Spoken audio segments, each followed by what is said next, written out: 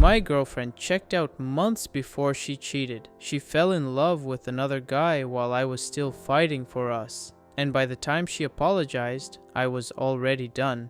We met in the most ordinary way possible, at a mutual friend's birthday party. I wasn't even supposed to be there. My week had been rough, I was tired, grumpy, and one of my friends practically dragged me out of my apartment saying, "Come on man, you need to touch grass for once." And then she walked in. Not in some movie-style entrance with glowing light or slow motion. She just came in, laughing at something her friend said.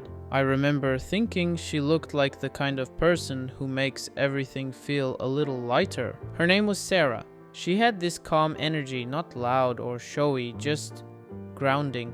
We started talking over drinks. Small talk at first, and then somehow it turned into one of those easy conversations that stretch into hours.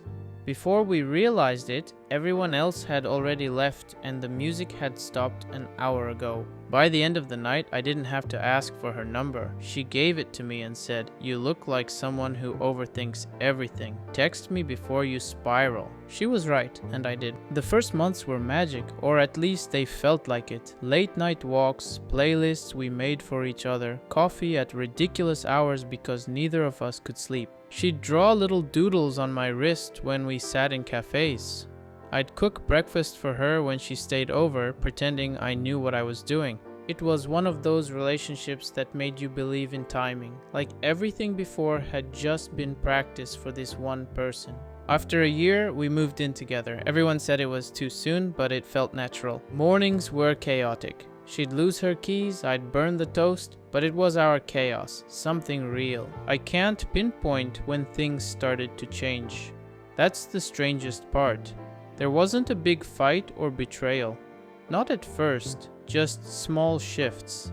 The kind you don't notice until you look back and realize you've been living next to a stranger. She started working longer hours. Or at least, that's what she said. I didn't question it. She'd always been ambitious. But the warmth that used to fill our apartment started fading, replaced by a silence that even music couldn't fix. One night she came home past midnight. She smelled like rain and someone else's perfume, not hers. I asked, "Everything okay?" She said, "Yeah, just tired." Then she kissed me on the cheek, not the lips, and went straight to the shower. That night, she turned away from me in bed, and I knew something had shifted. But when you love someone that deeply, you lie to yourself. You tell yourself they're just stressed, just tired, just distant because of work. You build excuses like sandcastles, fragile, temporary, beautiful lies that help you survive the tide. A week later, she left her phone on the counter while showering. I'd never gone through her things.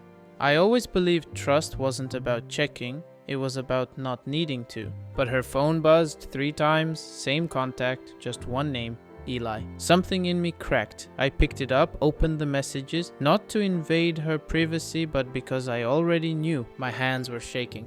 The last message read, "Can't stop thinking about last night. You looked beautiful asleep."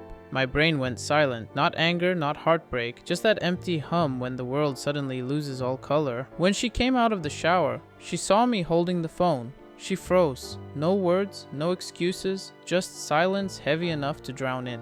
I said the only thing that made sense? "I don't need you to explain, I just need you to tell me if it's over." She started crying, not the guilty kind, the helpless kind, and she whispered, "I don't know." That was somehow worse than yes. For the next few weeks, we existed like ghosts in the same apartment. We talked, but only about groceries, bills, the dog. Conversations that meant nothing but filled the space where love used to live. I tried to act normal. Like maybe if I pretended hard enough, things would go back to the way they were. But love doesn't work like that. Once the glass cracks, it's never the same again. Even if you glue it back together, it still cuts when you touch it. She stopped saying, "I love you." Not dramatically, not even consciously, I think. It just slipped out of our vocabulary, like an inside joke we both forgot the meaning of. I started sleeping on the couch more often, sometimes because I worked late, sometimes because she came home too late. But mostly because it hurt less to fall asleep alone than next to someone who had already left me in her heart. One night, around 2 in the morning, I heard her whispering on the phone in the living room. I didn't move, didn't even breathe. She was laughing, That soft, honest laugh she hadn't made around me in months. Then she said, "I wish you were here." That was it. It wasn't the words themselves, it was the tone, the warmth, the tenderness I'd been begging for, given so freely to someone else. The next morning, she acted like nothing happened. Made coffee, asked if I'd walk the dog, smiled. And that's when I realized she had already forgiven herself for what she was doing. She'd already rewritten the story in her mind, one where I was the problem and she was escaping, not cheating. That's the cruelty of betrayal. It's not the act itself. It's how easy it becomes for them to live with it. A week later, I finally said it. "I know you don't love me anymore." She froze, mug halfway to her lips. Didn't deny it. Didn't argue. Just stared at me, and I could see it in her eyes. Relief, because she didn't have to pretend anymore. She said softly, "I don't want to hurt you." I laughed. Not out of humor, out of disbelief.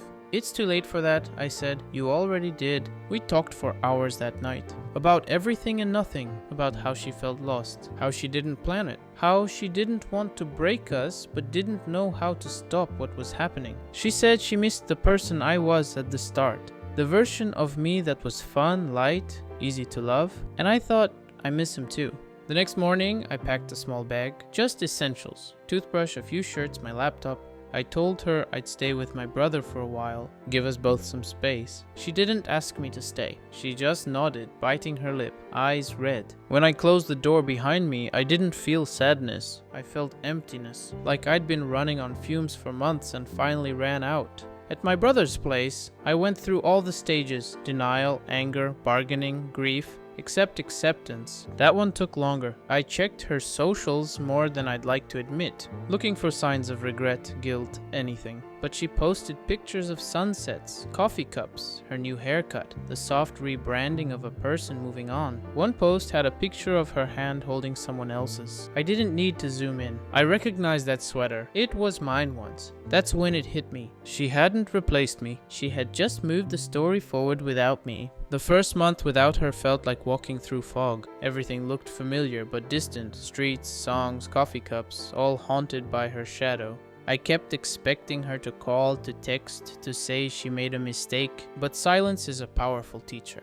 It tells you everything words won't. At night, I'd scroll through old photos. Trips we took, that messy Sunday morning pancake attempt, the birthday party where she wore that red dress and laughed so hard wine came out her nose. Those memories used to hurt like knives. Now they hurt like ghosts, less sharp but still cold. I tried to date again. Friends said it would help. It didn't. Every new face reminded me of what I'd lost. Not her exactly, but the version of myself that existed when I was loved by her. And you can't date your way out of grief. One day, I ran into her by accident. It had been 6 months. I was at a bookstore, of all places, picking up a gift for my brother. She was there, standing in the aisle, holding a book we once read together. For a second, I thought I was hallucinating. She noticed me and froze too. We exchanged that awkward half-smile people give when they remember too much. "Hey," she said. Her voice still had that softness I used to wake up to. "Hey," I replied. "You look good."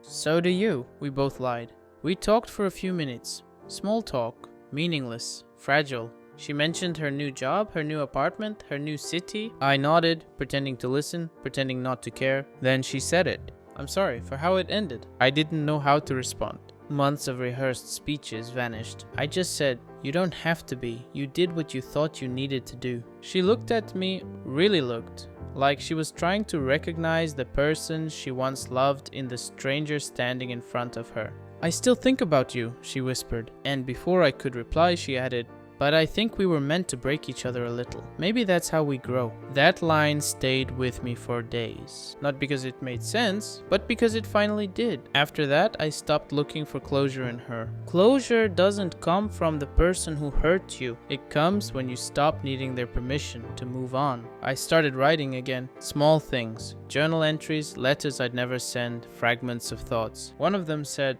"Love isn't supposed to fix you. It's supposed to show you what still needs fixing." That became my truth. 3 months later, I got a message from an unknown number. It was her. "Hey, I found your old sweater, the gray one you loved. Do you want me to send it?" I stared at the message for a long time. That sweater had sat in her closet for months after I left. A piece of me she couldn't throw away. Now she was ready. I typed, "Keep it," and hit send. It wasn't bitterness. It was peace. I didn't expect peace to arrive quietly. Movies make it look dramatic. A big realization, tears in the rain, music swelling in the background. But in real life, it happens on a random Tuesday, halfway through folding laundry, when you suddenly notice you went the whole day without thinking about them. That's what healing really feels like. It's not fireworks, it's boredom returning. You start noticing small things again. The color of mornings, the hum of the fridge, the way sunlight slides across the kitchen floor. You catch yourself humming while making coffee, and it startles you because it sounds like life again.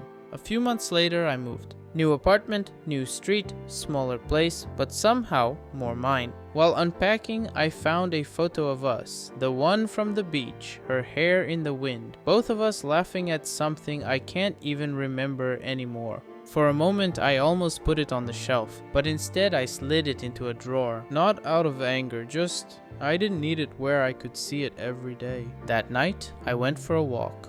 No destination, just letting the city breathe around me. It hit me how many versions of myself had lived in the same body. The one who loved her, the one who lost her, the one who's still learning to be okay. All of them had done their best. Weeks turned into seasons. Friends said I seemed lighter. They were right. I started saying yes to small things again. Weekend trips, late dinners, random plans I'd always said no to. It wasn't about distraction anymore. It was about curiosity returning. People sometimes ask if I ever forgave her. And the truth is, forgiveness isn't something you give them. It's something you give yourself so you can finally stop carrying the story around like luggage. One day, you just realize the anger has nothing left to feed on, and it dies on its own. A year after everything ended, I got an invitation to a friend's wedding. At first, I didn't want to go. Then I realized avoidance is just another kind of grief. So I went. She was there. We said hello. Simple, genuine. She introduced me to her new boyfriend. I shook his hand, meant it. During the ceremony, she looked at me once, smiled, mouthed, "Thank you." I nodded. There was nothing left to say, and that was the gift. On the way home, I stopped by the ocean, the same beach from that photo. The sky was dark, waves soft, cold wind on my face. I stood there for a long time, just breathing, feeling the weight lift piece by piece. Then I whispered, not to her, not to the past, just into the wind, "I hope you found what you were looking for, and thank you for teaching me how to let go." I walked back to the car, hands in my pockets, small smile, real smile. The world hadn't changed, but I had, and for the first time in a long time, that was enough.